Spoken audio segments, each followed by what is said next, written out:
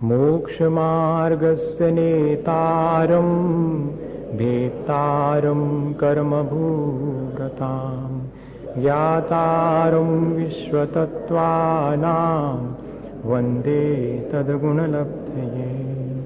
भगवान महावीर स्वामी की जय। आचार्य उमा स्वामी महाराज की जय। आचार्य गुरुवर विद्यासागर मुनि महाराज की जय।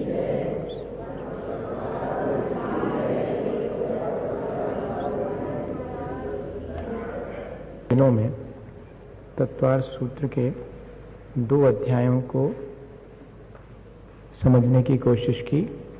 आज जो है वो 3रा अध्याय। जैसे अपन ज्योग्राफी पढ़ते हैं, भूगोल पढ़ते हैं, तो ठीक वैसे ही जैन दर्शन में क्या ज्योग्राफी है, क्या भूगोल है। जो चारों गति के जीव हैं वो तीनों लोकों में रहते हैं, तो उन तीनों लोकों का क्या स्वरूप है, उन तीनों लोकों का क्या आकार प्रकार है, और कौन से जीव के रहने के कौन कौन से स्थान हैं, उनकी बनावट क्या है, उनकी संरचना क्या है, इन सब बातों पर यहाँ पर विचार किया गया है। जैनाचार्यों की दृष्टि अत्यंत सूक्ष्म रही। वर्तमान में विज्ञान जो है वो उतनी सूक्ष्मता से अभी उन सब बातों को जान नहीं पाया है। जितना जाना है उससे हम अपने इन ग्रंथों में जो बातें लिखी हैं उनका मिलान करके देखें तो कुछ समानताएं हैं, कुछ असमानताएं भी हैं और संभावनाएं भी हैं।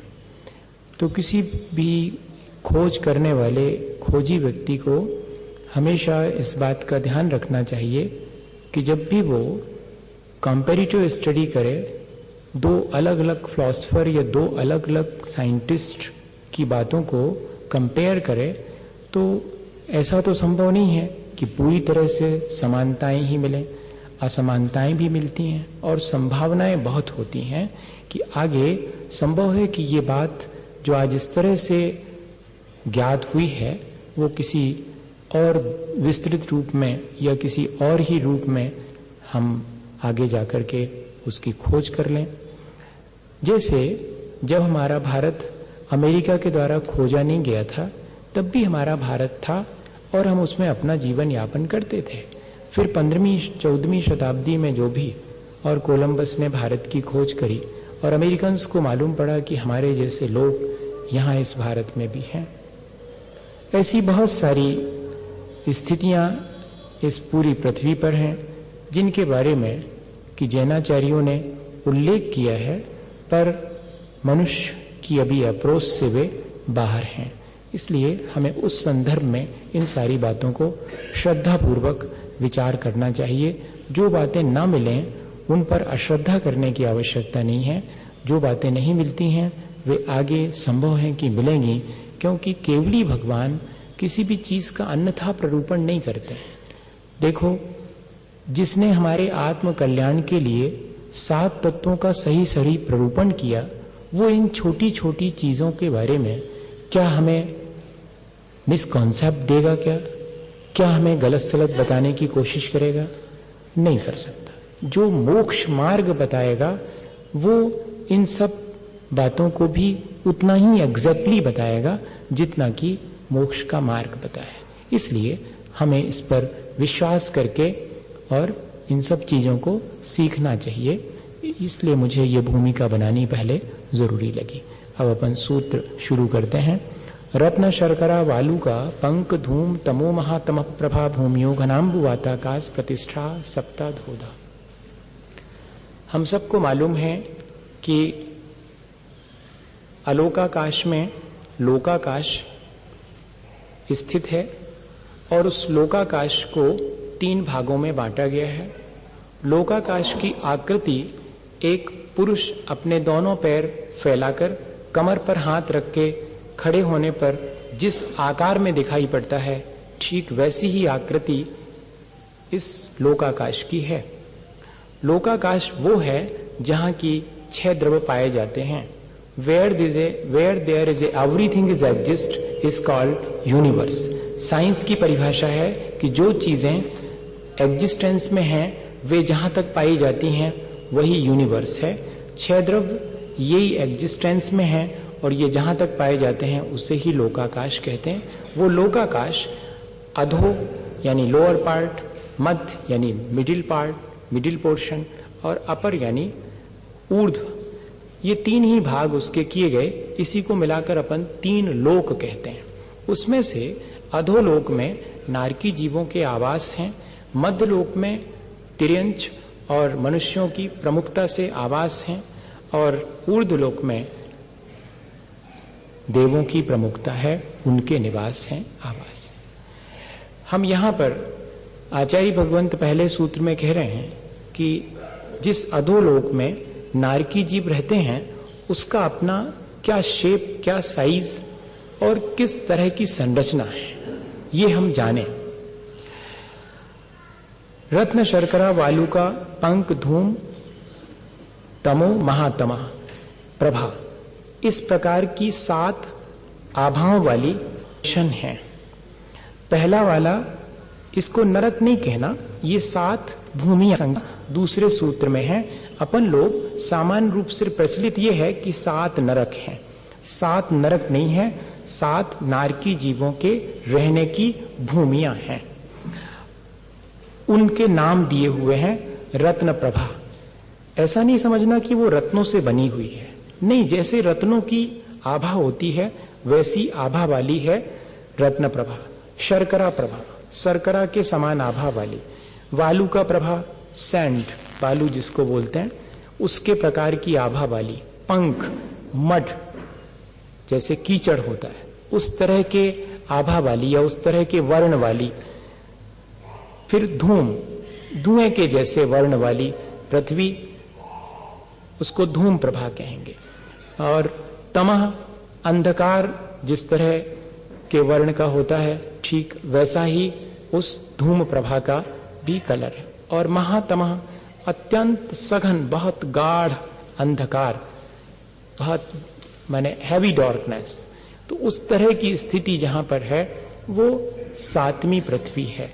ये 7 पृथ्वियां हैं जिनमें की नारकी जीवों के रहने के स्थान बने हैं, उनको नरक कहते हैं। और ये क्रम क्रम से घनांबु बाताकाश प्रतिष्ठा सप्त, 7 हैं ये, और घन और अंबु और फिर तनु, इस तरह से 3 इसमें कहना चाहिए। अपन जिसको वायुमंडल बोलते हैं, ऐसे ही इसमें 3 वायु के मंडल हैं, उनके अलग अलग नाम दिए हैं उन्होंने। पहले वाले को जो कॉम्पैक्ट है, बहुत सघन है, तो उसको घन वात वलय कहते हैं। वहां पर एयर बहुत कॉम्पैक्ट है। दूसरे नंबर का है घनोदधि, सघन वायु के साथ जिसमें ह्यूमिडिटी या कि मॉइस्चर बहुत है, जल भी जिसमें मिश्रित है, ऐसी वायु वाला एक मंडल है।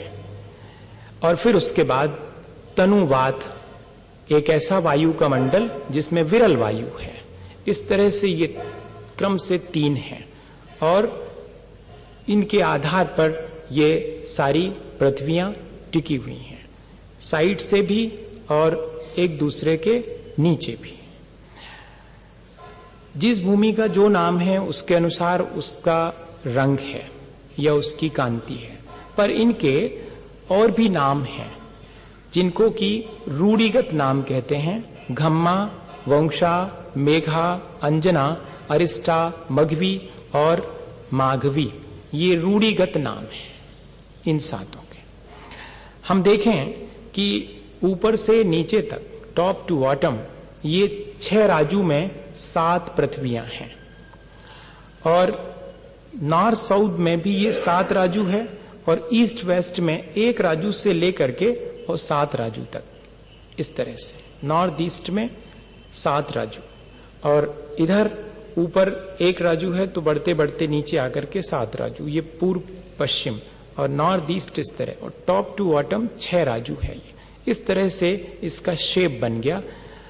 जैसे कि घरों में टिपाई रखी रहती, मूढ़ा जिसको बोलते हैं, ठीक वैसे ही शेप का ये 7 पृथ्वियों वाला अधोलोक है। और इसमें भी जो पहली वाली रत्न प्रभा है उसकी मोटाई दी हुई है 1,80,000 योजन मोटी है। फिर 32,000 योजन मोटी दूसरी पृथ्वी है, तीसरी 28,000 योजन वाली है, फिर 24,000 योजन वाली है, फिर 20,000 योजन वाली है, 16,000 योजन, और फिर लास्ट में 8,000 योजन मोटी जो पृथ्वी है 7वें नंबर की। इस तरह से ये 7 पृथ्वियां हैं। लेकिन कोई ये ना समझे कि वे तल्ले की तरह हैं कि पहला वाला फर्स्ट स्टोरी, फिर सेकंड स्टोरी, फिर उनके बीच में गैप है। उनकी अपनी मोटाई के बाद स्पेस है, फिर उसके बाद दूसरी वाली पृथ्वी आती। इस तरह से वे सब सेटअप हैं वहां पर नीचे के लोक में। इस तरह ये नीचे के लोक की संरचना और उनकी स्थिति हो गई। उसमें जो नारकी जीवों के आवास हैं उनको बिल कहते हैं। जैसे चूहा अपने रहने के लिए स्थान बनाता उसको अपन बिल कहते हैं, ऐसे ही नारकी जीव जो अपने रहने के लिए स्थान बनाते हैं वो या बना हुआ उनका स्थान है उसको बोलेंगे बिल। तो इनमें जो नरक हैं वो कितने हैं? तासु त्रिंशत् पंचविंशति पंच 10 त्रिपंचो नैक नरक शत सहस्राणि पंच चैव यथाक्रमम्। इनमें क्रम क्रम से पहले वाले में सबसे ज्यादा बिल हैं, 30 लाख बिल हैं जिनमें नारकी जीव रहते हैं। दूसरे वाले में 5 कम 25 हैं, तीसरे वाले में 10 कम 15 हैं, फिर चौथे वाले में 10 ही हैं, और 5वें वाले में 3 लाख बिल हैं, और फिर 5 कम करके 1 लाख छठे वाले में, और 7वें वाले में कुल 5 बिल हैं जिनमें कि नारकी एक सेंटर में और चारों दिशाओं में 4। इनमें जो है नारकी जीव रहते हैं। नारकी जीव बहुत कष्ट से इन नरकों में उत्पन्न होते हैं। वे ठीक गेंद के समान नीचे की तरफ मुख करके और जन्म लेते हैं, और जैसे ही नरक के भूमि का स्पर्श करते हैं तो ठीक जैसे दीवार पर गेंद फेंक के मारी जाती तो वहां से रिवर्स होके आती, ऐसे ही नीचे सिर टकरा करके और ऊपर उछलते हैं। बहुत देर तक उछलते उछलते शांत होकर के फिर वे अपने शरीर के साथ और विभिन्न विक्रिया करने की सामर्थ्य के साथ और फिर विचरण करना शुरू कर देते हैं। ये उनके उत्पन्न होने का ढंग है। जैसे कि देवों में एक, जैसे अपने यहां पर बेड होता है, सैया होती है, उस पर वो कवर्ड उनकी होती है, उसके अंदर वो जीव जाकर के अंतर मुहूर्त में अपने शरीर को बना करके और सोए हुए के समान जैसे जाग गया हो ऐसे उठ जाता है। नारकी जीवों में भी जो उत्पाद जन्म है वो उत्पाद जन्म जो मैंने बताया उस तरह का, इनसे बिल्कुल डिफरेंट। ये बहुत सुखपूर्वक जन्म लेते हैं और उतना ही ज्यादा एक्सट्रीम पेन नारकी जीवों को अपने जन्म के समय होता है। हम और आप जो जन्म लेते हैं उसमें सुख और दुख दोनों ही मिश्रित होते हैं। एक्सट्रीम पेन और एक्सट्रीम प्लेजर तो नारकी और देवों में ही है। हमको तो सुख दुख दोनों की मिली हुई स्थिति यहाँ पर जन्म के समय देखने में आती है। नारका नित्या शुभतरलेशा परिणाम देह वेदना विक्रिया परस्परो दीरित दुखा संक्लिष्टा स्वरो दीरित दुखाश्च प्राग चतुर्थ्या तेष्वेक 3 द्वाविंशति 33 सागरोपमा सत्वानाम परा स्थिति। इतने सूत्रों में नारकी जीवों का वर्णन पूरा करेंगे। आचार्य महाराज कह रहे हैं कि जो नारकी जीव हैं वो नित्य अर्थात निरंतर अशुभतर लेश्या का वेदन करते हैं। इतना ही नहीं, उनके परिणाम, उनके देह, उनकी वेदना और उनकी विक्रिया वो सब अशुभतर ही होती है। अशुभतर क्यों लिखना पड़ा? क्योंकि नारकी जीवों से भी अधिक अशुभ होती है, इसलिए उसे अशुभतर लिखा। तिर्यंच जीवों की अपेक्षा से भी वो अशुभ होती, इसलिए नारकी जीवों की जो ये सारी चीजें हैं लेश्या इत्यादि वे सब अशुभतर होती हैं। अशुभ, अशुभतर और अशुभतम। तो इसमें अशुभ है तिर्यंचों की और अशुभतर जो है वो नारकी जीवों की है। इस अपेक्षा से यहाँ पर लिखा। लेश्या तो अशुभ ही होती हैं, लेकिन उनमें भी बहुत बहुत और अधिक अशुभ कहना चाहिए। कृष्ण, नील, कापोत 3 लेश्याएं होती हैं। तो पहले इन जो नरक हैं इन सब में 3 ही लेश्याएं कुल मिलती हैं। 7 नरक की जो भूमियां हैं उनमें इनको डिवाइड किया गया है।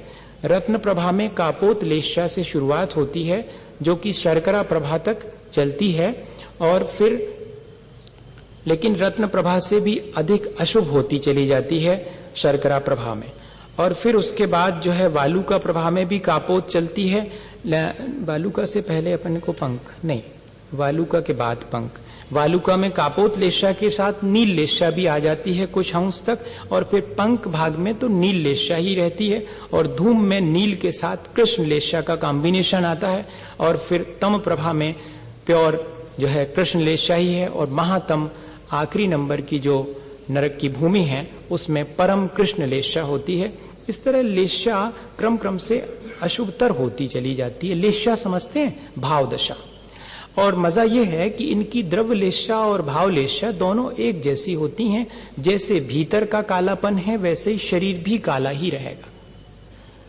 नीला, काला और कपोत यानी कबूतर के रंग का, तो इनका बाहर का शरीर का रंग भी वैसा ही होता है, और भीतर इनके लक्षण भी उसी तरह की, इनकी भाव दशा भी उसी तरह की होती है। अत्यंत एग्रेसिव, बहुत अधिक क्रूर होना कृष्ण लेशा का, बहुत अधिक झूठा व्यवहार करना ये नील लेशा का, और बहुत आलसी प्रवृत्ति होना ये कापोत लेशा का। मेजर हमने आपको बता दिया। वैसे तो कोमट सार जी में बहुत बढ़िया इनमें गाथाओं में इन सब का वर्णन किया हुआ है। ये अशुभतर लेशाएं ही होती हैं। परिणाम से मायने हैं कि जो पुद्गल का स्पर्श, रूप, रस और गंध है वो सब अशुभतर होता है। वहां पर नरक की भूमि में जो भी गंध है वो भी अशुभतर है। वहां जो रस हैं वे भी क्षार युक्त हैं और अत्यंत तकलीफदायक हैं। स्पर्श तो इतना तकलीफदायक है कि अपन 6 ढाला में पढ़ते हैं कि जैसे हजारों बिच्छू एक साथ डंक लगा दें अपन को तो जितनी पीड़ा होती है वैसी पीड़ा वहां की भूमि का स्पर्श करने मात्र से होती है। इस तरह से, और शब्द बड़े कर्कश होते हैं, एक दूसरे से जो उनका डायलॉग होता है वो बहुत कर्कश होता है, इसलिए शब्द भी, सारी चीजें ये अशुभतर ही होती हैं। और उनके शरीर भी जो देखने में अत्यंत विकृत होते हैं, इसलिए देह जो है बहुत विकृत होती, बुरी लगती है। पहले नरक में 7 धनुष 3 हाथ 6 अंगुल का शरीर है, जो कि अंत तक पहुंचते पहुंचते दूना दूना होता चला जाता है।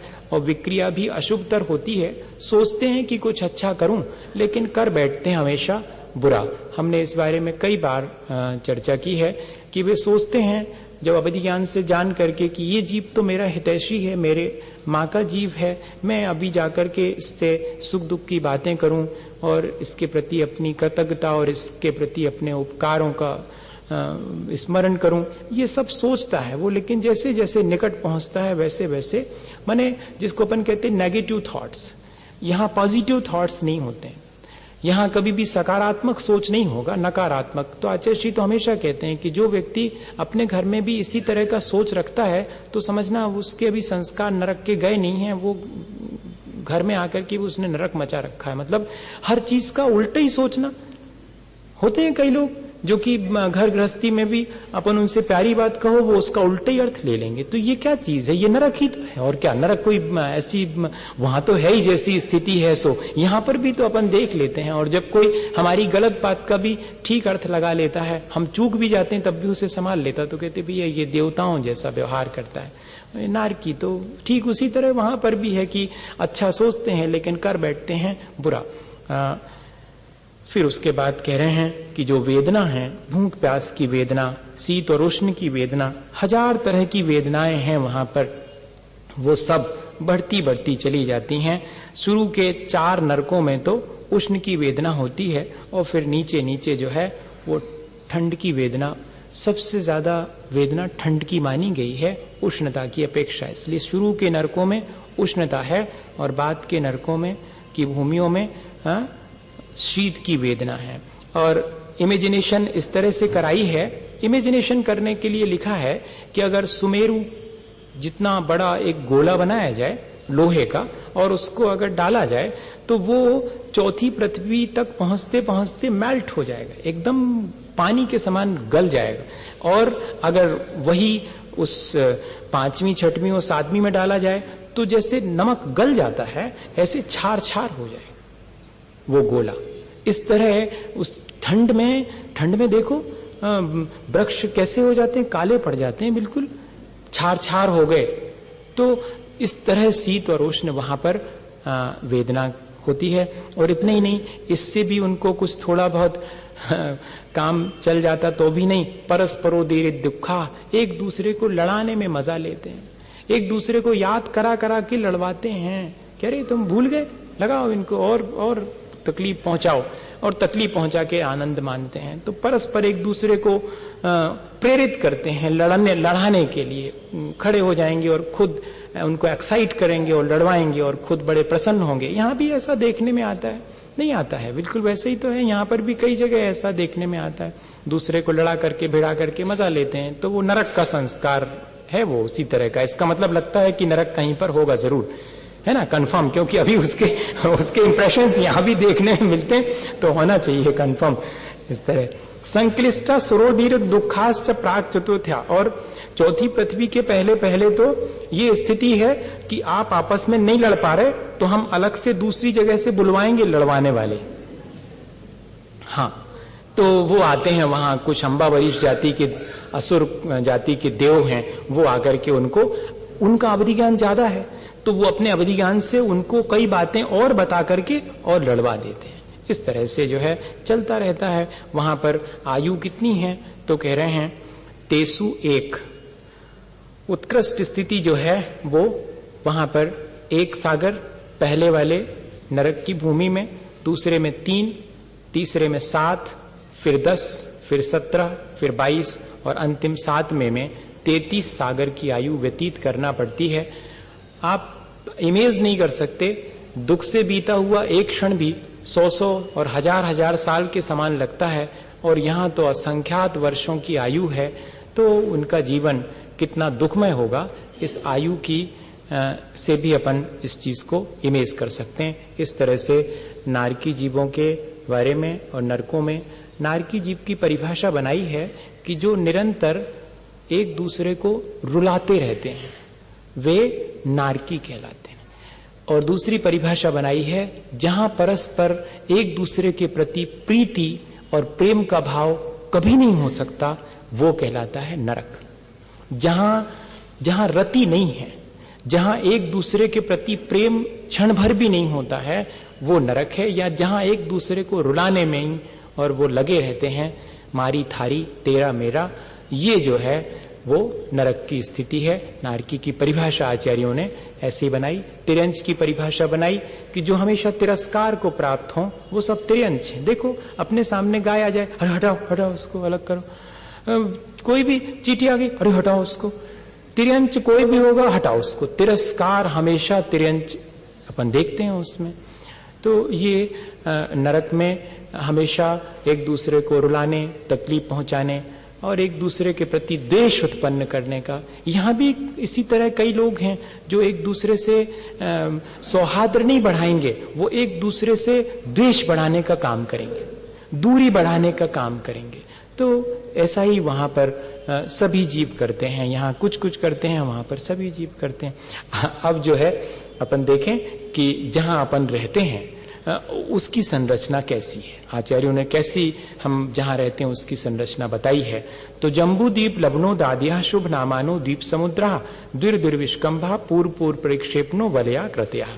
मध्यलोक, जिसमें जम्बू द्वीप को प्रथम लेकर के अच्छे अच्छे नाम वाले, शुभ नामानो, अच्छे नाम वाले द्वीप हैं, कॉन्टिनेंट्स जिनको बोलते हैं, और लवणो दधी को पहला लेकर के और ऐसे शुभ नाम वाले समुद्र, ओशन, इस तरह से द्वीप और समुद्र, असंख्यात द्वीप समुद्र इस मध्यलोक में है।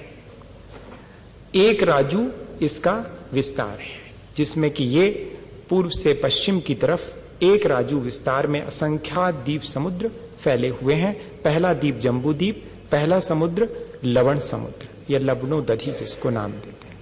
सभी द्वीप और समुद्र दूने दूने विस्तार वाले हैं, अपने से पहले वाले को घेर करके रहने वाले और वलय अर्थात चूड़ी के आकार के हैं।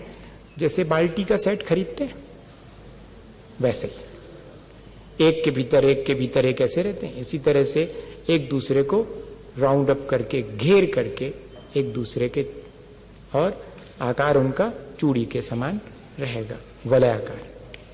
इस तरह वो स्थित हैं।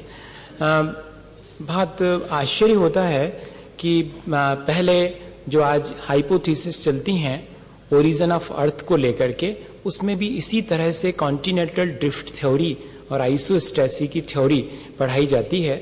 जो लोग पढ़ते हैं वो जानते हैं कि कैसे पहले एक गोल शेप का गोंडवाना लैंड माना गया और फिर बाद में उसके चारों तरफ एक टैथिस सी था और फिर कैसे उत्तरी और दक्षिणी भाग में कैसे वो डिवाइड हुआ, बीच में फिर समुद्र आ गया और फिर कैसे ये 7 महाद्वीप बने और कैसे उन पर पहाड़ और नदियां और प्लेन एरिया किस तरह डेवलप हुआ, इसकी परिकल्पना की है साइंस में, पढ़ाई जाती है। वो कॉन्टिनेंटल ड्रिफ्ट थ्योरी और आइसोस्टेसी, ये दोनों चीजें हैं। तो बहुत कुछ कंपेयर करके देखते हैं तो लगता है कि लगभग वो आचार्यों के द्वारा कही गई बातों के निकट जाने की कोशिश तो कर रहे हैं, पर हमारा कितना सा ज्ञान है, हम अपने इस छोटे से ज्ञान से उतनी बड़ी बात जो दिव्य ज्ञान से जानी गई है उसको कैसे वहां तक समझ पाएंगे। पर अपने को विश्वास करना चाहिए कि आचार्य भगवंतों ने जो लिखा है वो भले ही आज पूरी तरह से हम नहीं खोज पा रहे हैं, लेकिन है तो वैसा ही जैसी संरचना आचार्यों ने लिखी है। तन मध्य मेरु नाभिर्वृत्तो योजन शतसहस्र